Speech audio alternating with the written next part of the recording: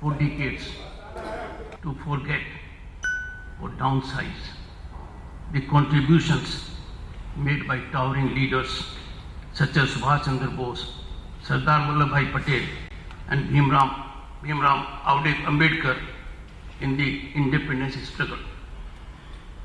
However, their contributions continued blossoming in the hearts of the people all through.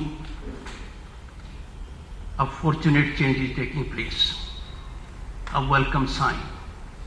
Series of steps were initiated by Prime Minister Modi in this direction.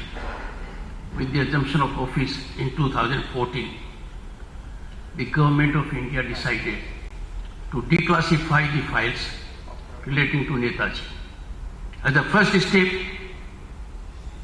cumulatively so far, digital copies of 100 files relating to Netaji were released in public domain by the Prime Minister of India on 23rd January 2016 to meet the long-standing public demand to access these files.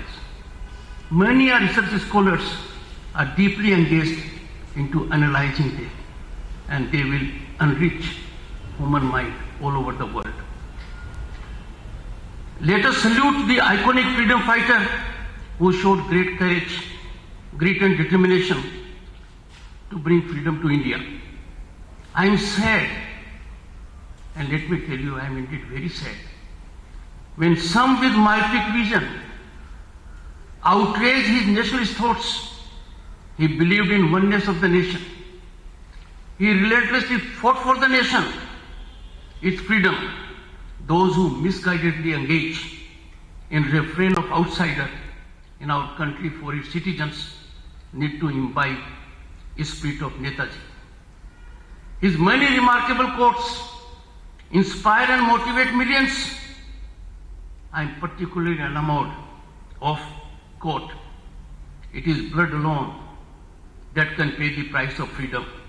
Give me blood, I will give you freedom." I am alarmingly upset at silence, including in media, when there is outrage of human rights and freedom in the state. Equally worried I am at the atmosphere of fear and dilution of democratic values in the state. Is yet another one. Freedom is not given, it is taken. There is silent majority